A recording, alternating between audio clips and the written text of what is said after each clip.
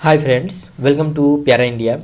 Friend, ESIC यानी कि employees state insurance corporation के तहत पारा मेडिकल की बहाली निकाली गई है। और ये बहाली जो है हर स्टेट में अलग अलग जो सीटें वैकेंट है उस पर निकाला गया है। मगर इसमें ऐसा नहीं है कि आप अगर बिहार से हैं तो सिर्फ बिहार का फॉर्म अप्लाई कर सकते हैं। ये ऑल इंडिया भर्ती है, तो आप किसी भी स्टेट में अगर आप फॉर्म भरना चाहते हैं तो फॉर्म फिलअप कर सकते हैं। जैसे कि बहुत से स्टेट हैं जहाँ पे अदर अदर पोस्ट पे भी बहाली निकाली गई है। जैसे कि बिहार में फार्मासिस्ट की बहाली नहीं निकाली गई है, तो दूसरे स्टेट में अगर फार्मासिस्ट की बहाली निकाली है तो वहाँ पे आप फॉर्म भर सकते हैं। तो अगर कहीं ज़्यादा सीटें हैं तो वहाँ पे भी आप अलग अलग पोस्ट पर, अगर कहीं ज़्यादा सीटें पर खाली है तो उस पर फॉर्म भर सकते हैं। मगर जो आपकी सैलरी होने वाली है सबका सेम होने वाला है, ठीक है। जो भी पोस्ट होगा अलग अलग पोस्टेज के लिए अलग अलग सैलरी है, एजुकेशन क्वालिफिकेशन है, एक्सपीरियंस है, और उसके बाद आपका सिलेक्शन प्रोसेस क्या रहने वाला है, ये सारी चीज़ें जो है सेम होने वाले हैं। सिर्फ जो पोस्ट है अलग अलग पोस्ट हो सकते हैं, ज़्यादा सीटें पर बहाली हो सकता है, कम जैसे सीट का वैकेंट सीट इधर कम या ज़्यादा हो सकते हैं, ठीक है। तो हम स्पेशल इस वीडियो में बात करेंगे बिहार से संबंधित, जो बिहार रीजन में जो सीटें वैकेंट हैं, कितने सीट खाली हैं किस पोस्ट के लिए, उस पर हम बात करेंगे। अगर आप चाहते हैं कि अदर अदर स्टेट के लिए जो भी सीटें वैकेंट हैं जिस पोस्ट पे उसके बारे में बताएं तो हम वीडियो बनाकर आप लोगों को धीरे धीरे बताते रहेंगे सारा स्टेट के लिए। तो मगर इसमें हम स्पेशल बात करेंगे बिहार के लिए, ठीक है। तो यहाँ पे देख सकते हैं, इसके लिए सबसे पहले हम आपको जो ESIC का जो ऑफिशियल वेबसाइट है वहाँ पे आपको ले चलते हैं। और यहाँ पे आने के बाद देखिए आपको ये जो बहाली है 29/9/2023 को इसका नोटिफिकेशन जारी किया गया है। और यहाँ पे देख सकते हैं बिहार रीजन का है, फिर चंडीगढ़ का है, उसके बाद छत्तीसगढ़ रीजन का है और दिल्ली NCR का है। तो हर जगह पारामेडिकल जो भी पोस्ट है रिक्वायरमेंट वहाँ पे यहाँ पे सारा चीज़ दिया गया है। तो हम स्पेशल पहले बिहार के लिए बात कर लेते हैं, उसके बाद अदर स्टेट की बात करेंगे, क्योंकि ज़्यादा बच्चे जो बिहार के हैं तो उनको लगेगा कि हम चाहें बिहार में जो सीटें वैकेंट हैं उसी पर हम भर्ती में शामिल हों, क्योंकि हम बिहार के हैं तो बिहार में वर्क करें। तो देखिए ये PDF है और इसमें दिया गया है कि requirement for paramedical post in Bihar region. तो यहाँ पे देखिए कौन कौन से पोस्ट पे बहाली आया हुआ है, बिहार में कौन कौन से पोस्ट पे सीटें खाली है। तो सबसे पहले ऑडियोमीटर टेक्नीशियन जो कोर्स है इसके लिए 1 सीट खाली है टोटल। उसके बाद डेंटल मैकेनिक्स के लिए 4 सीटें खाली है। और यहाँ पे कैटेगरी भाई आप देख लीजिएगा कौन से कैटेगरी में कितना सीटें खाली हैं। उसके बाद ECG टेक्नीशियन के लिए देखिएगा तो 4 सीटें हैं। और जूनियर रेडियोग्राफर के लिए 9 सीटें हैं। जूनियर मेडिकल लेबोरेटरी टेक्नीशियन के लिए 29 सीटें हैं। सबसे ज़्यादा अगर बात किया जाए तो जूनियर मेडिकल लेबोरेटरी टेक्नीशियन यानी कि DMLT जो कोर्स किया है उन स्टूडेंट के लिए 29 सीट पर बहाली है। और मेडिकल रिकॉर्ड असिस्टेंट के लिए 3 सीटें हैं। और OT असिस्टेंट के लिए 9 सीटें हैं। और रेडियोग्राफर के लिए 5 सीटें हैं, ठीक है। तो ये देखिए सिर्फ बिहार के लिए इतना है। और अदर स्टेट के जाइएगा तो अदर स्टेट में अलग अलग सीटें वैकेंट खाली है और अदर पोस्ट पर भी है, ठीक है। तो यहाँ पे यही सारे पोस्ट हैं। देखिए यहाँ पे जितने भी पोस्ट हैं आपको बता दिए कि इन पोस्टों पर बहाली वाले वाला है। और यहाँ पे सीट टोटल आपको दे दिया गया है।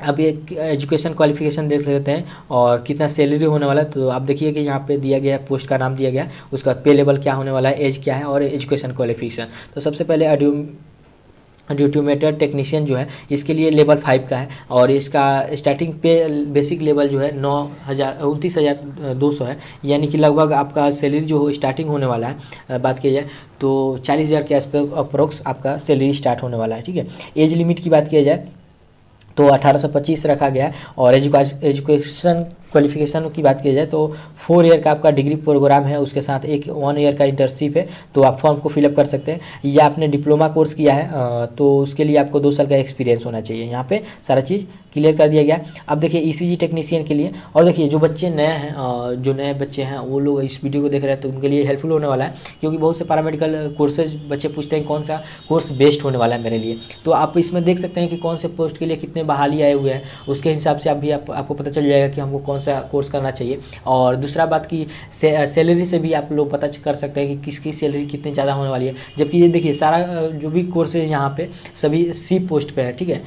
C पोस्ट हैं और इनमें जो सैलरी जो है अलग अलग है।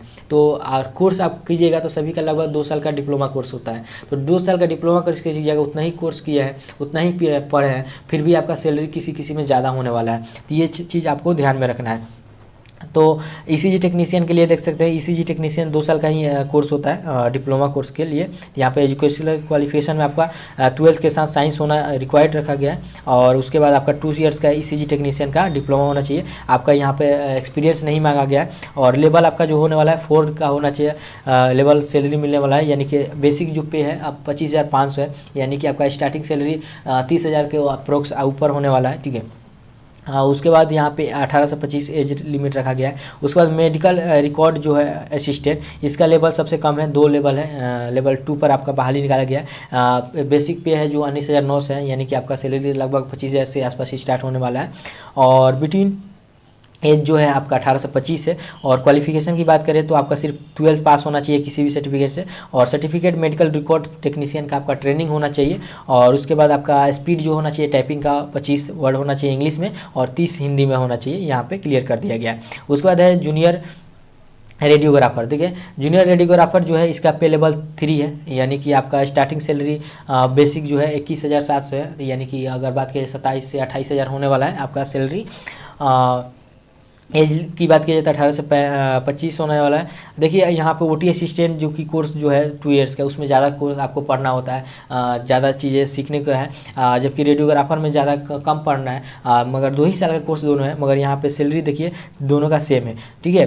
तो इसलिए आप लोगों को सोच लेना है, ज़्यादा बच्चे ओटी असिस्टेंट कोर्स करना चाहते हैं जबकि एक्सरे टेक्नीशियन या रेडियोग्राफी नहीं करना चाहते हैं, तो यहाँ पर देखिए सैलरी सेम होने वाला है, और सीटें भी ज़्यादा वैकेंट हैं अगर अपेक्षा ओटी असिस्टेंट की बात करिए। वहीं पर डीएमएलटी का भी ओटी असिस्टेंट में डीएमएलटी की अपेक्षा ज़्यादा पढ़ना रहता है, फिर भी यहाँ पे ज़्यादा आपको सैलरी कम मिलने वाला है, आपको सब पता चल जाएगा, देखते रहिए वीडियो को। तो यहाँ पे देखिए जूनियर रेडियोग्राफी के लिए जो लेवल है 3 है इसका, और आपको बता ही दिए। और यहाँ पे 18 से 25 एज है। और क्वालिफिकेशन की बात की जाए तो आपका इंटर जो है साइंस से होना चाहिए, और उसके बाद आपका 2 ईयर्स का डिप्लोमा कोर्स होना चाहिए। यहाँ पे एक्सपीरियंस नहीं मांगा गया, ठीक है, जूनियर के लिए। और वहीं पे सीनियर जो रेडियोग्राफर का जो पोस्ट है, इसमें आपको लेवल 5 का सैलरी देख सकते हैं, लेवल 5 का ये है। और इसमें आपका सैलरी लगभग 40,000 से स्टार्टिंग होने वाला है, ठीक है। बेसिक जो है 29,200 है, और एज 18 से 25 है। और वहीं आपका जो एक्सपीरियंस की बात थी, क्वालिफिकेशन की बात की जाए तो 12th के साथ आपका साइंस होना जरूरी है, और डिप्लोमा सर्टिफिकेट आपका 2 ईयर्स का है, तो 1 ईयर्स का आपका एक्सपीरियंस भी होना चाहिए। अब देखिए वही चीज़ यहाँ पे ओटी असिस्टेंट के लिए है, मगर यहाँ पे सैलरी इसका कम होने वाला है। देखिए साइंस से होना चाहिए, आपका इंटर होना चाहिए, उसके बाद आपका जो ओटी असिस्टेंट का 2 ईयर्स का डिप्लोमा होना चाहिए, उसके बाद 1 ईयर्स का एक्सपीरियंस हो जाए। देखिए सेम क्वालिफिकेशन है, और इस यहाँ पे सैलरी देखिए लेवल 3 का ही दिया गया है, 21,700 ही आपका सैलरी है। तो इस प्रकार से देख सकते हैं कौन सा बेस्ट आपके लिए है। उसके बाद है जूनियर मेडिकल लेबोरेटरी टेक्नीशियन। देखिए इसका भी क्वालिफिकेशन देखिएगा तो 2 इंटर के साथ साइंस होना चाहिए, डिप्लोमा कोर्स आपके पास 2 ईयर्स का होना चाहिए, और 1 साल का एक्सपीरियंस होना चाहिए। देखिए सारा चीज़ सेम है। और उसके बाद यहाँ पे लेवल देखिए कितना है, लेवल 5 है। सैलरी आपका 40,000 से स्टार्टिंग होने वाला है। तो ये आपका देख सकते हैं बहुत यहाँ पे डिफरेंस होने वाला है। ओटी असिस्टेंट जो भी बच्चे कर रहे हैं उनको देख लेना चाहिए, सही से समझ लेना चाहिए कि कौन सा कोर्स हमको बेहतर होने वाला है, और सीट भी बहुत ही कम भी रहता है। तो यहाँ पे जूनियर लेबोरेटरी टेक्नीशियन की बात हो गया। अब देखिए डेंटल मैकेनिक्स का, देखिए डेंटल मैकेनिक्स का भी जो कोर्स होता है 2 ईयर्स का होता है। यहाँ पे साइंस हो गया, आपका इंटर साइंस होना चाहिए, 2 ईयर्स डिप्लोमा कोर्स होना चाहिए, और उसके बाद आपका 1 ईयर्स का यहाँ पे एक्सपीरियंस भी, 2 ईयर्स का एक्सपीरियंस भी मांगा गया है। तो यहाँ पे आपको लेवल 5 होने वाला है, सैलरी 40,000 से स्टार्टिंग होने वाला है, एज 18 से 25 है। तो यहाँ पे जो भी पोस्ट है उसका सारा बता दिया। अब नीचे आइएगा तो आपको कैसे फॉर्म फिलअप करना है उसके बारे में दिया गया है। तो फॉर्म फिलअप के लिए अच्छे से आपको वीडियो देख लेना है, और देखकर यहाँ पे देखिए फीस कितने लगने वाले हैं। तो 500 रुपये लगना है अदर कैटेगरी के लिए, और SC ST के लिए फीमेल के लिए 250 रुपये यहाँ पे देने होंगे। उसके बाद यहाँ पे कैसे फॉर्म फिलअप करना है, थंब वगैरह आपको सिग्नेचर कैसे डालना है, फोटो कैसे डालना है, वो सारा चीज़ यहाँ पे दिया गया है। तो इसको अच्छे से आपको पढ़कर फॉर्म को फिलअप करना है। अब देखिए आपका सिलेक्शन जो होगा एग्ज़ाम के बेस पर होगा, और एग्ज़ाम में आपका जो भी टेक्नीशियन आपका कोर्स है उससे संबंधित 50 सवाल पूछे जाएंगे, जो कि 100 नंबर का होगा। और जो भी पेपर होगा आपका बाइलिंगुअल होगा, हिंदी इंग्लिश दोनों में होगा, और इसके लिए 60 मिनट दिए जाएंगे। उसके बाद टाइप 2 में यहाँ पे देखिए जनरल अवेयरनेस से होगा, जीके से क्वेश्चन होगा आपका, जनरल यानी कि थी होता है, रीजनिंग से क्वेश्चन होगा, और मैथ से होगा। ये तीनों से आपका सवाल होने वाला है। 10 आपका जीके से, 20 आपका रीजनिंग से, 20 आपको मैथ से होने वाला है। टोटल इसका 50 होगा क्वेश्चन। 50 नंबर का रहेगा। टोटल आपको 100 क्वेश्चन हो जा रहे हैं इस प्रकार से, और 150 नंबर का एग्जाम होने वाला है। 120 मिनट समय दिए जाएंगे। और सबसे बड़ी बात है कि यहाँ पे निगेटिव मार्किंग भी रखा गया है, आपका 0.25 मार्क्स निगेटिव रखा गया है। यानी कि अगर आप 4 क्वेश्चन गलत करते हैं तो 1 नंबर आपका कटने का चांस रहेगा, ये आपको ध्यान में रखना है। उसके बाद देखिए, जो बच्चे मेडिकल रिकॉर्ड असिस्टेंट के लिए फॉर्म फिलअप करेंगे तो उनका जो है टाइपिंग टेस्ट लिया जाएगा। तो टाइपिंग टेस्ट के लिए अगर एक सीट पर बहाली निकाला गया है तो 5 बच्चों को बुलाया जाएगा टाइपिंग टेस्ट के लिए। अगर 2 सीटें खाली रहती है तो 8 बच्चों को बुलाया जाएगा, और 3 या 3 से अधिक सीटें खाली रहती है तो उनसे 3 गुना बहाली स्टूडेंट को बुलाया जाएगा टाइपिंग के लिए। और टाइपिंग आपको हम बता ही दिए हैं कि इंग्लिश में आपका 35 होना चाहिए वर्ड, और हिंदी में आपका 30 वर्ड होना चाहिए पर मिनट आपका टाइपिंग। तो इस प्रकार से जितने भी थी बातें हम आपको बता दिए। और जो बच्चे किसी भी कोर्ट से आते हैं जो कि कैटेगरी से, वो अपना यहाँ पे सेल्फ डिक्लेरेशन फॉर्म नीचे दिया गया है, उसको डाउनलोड करके फॉर्म फिलअप करना होगा। तो सारी जानकारी इस वीडियो के माध्यम से बता दी है। अदर स्टेट के लिए कितने सीटें पर कौन से कोर्स में कितने वैकेंट सीट हैं उस पर हम वीडियो आपको लाकर बताते रहेंगे। इसलिए वीडियो चैनल पर आप नए हैं तो चैनल को सब्सक्राइब कर लें, और वीडियो को ज़्यादा से ज़्यादा शेयर करें, लाइक करें। Thank you.